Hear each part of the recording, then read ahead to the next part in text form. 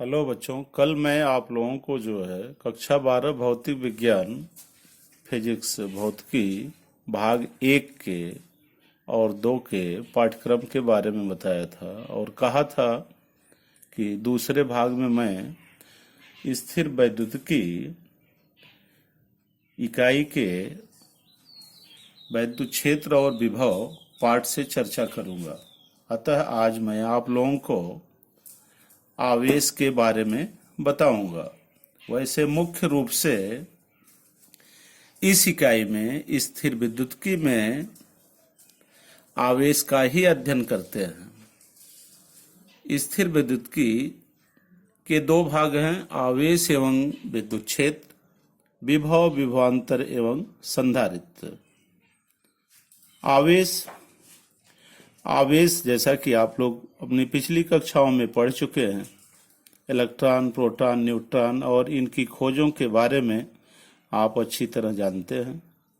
आवेश किसी वस्तु का वह गुण है जिसमें यह विद्युत एवं चुंबकीय क्षेत्र उत्पन्न करता है तथा इसके प्रभावों का अनुभव भी करता है, और इसमें वे सभी पदार्थ आते हैं जिनको रगड़कर आवेशित या वैद्युतमय किया जाता है।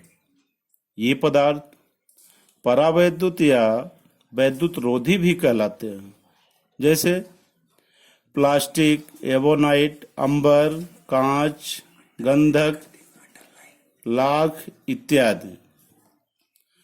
आवेश संरक्षित होता है। आवेश संरक्षित होता है, इसको न तो उत्पन्न किया जा सकता है और न ही नष्ट किया जा सकता है। इसका केवल एक वस्तु से दूसरे वस्तु पर स्थानांतरण किया जा सकता है, और यह नियम आवेश संरक्षण का नियम कहलाता है। जैसे आप लोगों ने ऊर्जा संरक्षण का नियम पढ़ा है, उसमें भी ऊर्जा का स्थानांतरण होता है। ठीक उसी तरह आवेश का भी स्थानांतरण होता है एक वस्तु से दूसरे वस्तु पर। यह नियम आवेश संरक्षण का नियम कहलाता है, क्योंकि आवेश हमेशा संरक्षित होता है, इसको न ही उत्पन्न किया जा सकता है और न ही नष्ट।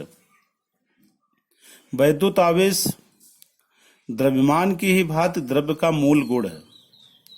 यह आवेश मुख्य रूप से परमाणु कणों, जैसा कि आप लोग जानते हैं, परमाणु कणों जैसे इलेक्ट्रॉन व प्रोटॉन पर निर्भर होता है।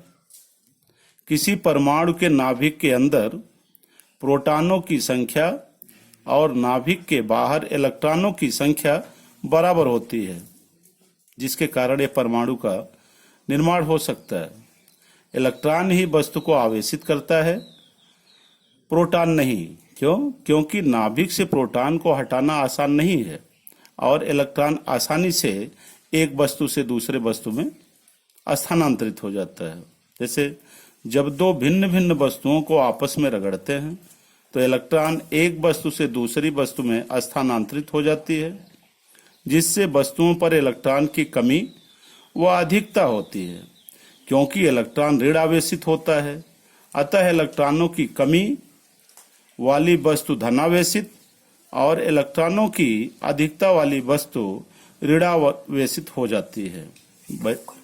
वैद्युत आवेश में धनावेश और ऋणावेश होते हैं। आवेश को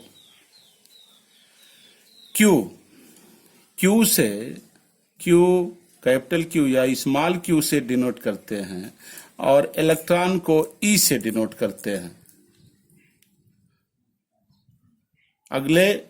अगले वीडियो में हम आपको आवेश से संबंधित, दो बिंदु आवेश से संबंधित कूलाम के नियम को बताएंगे।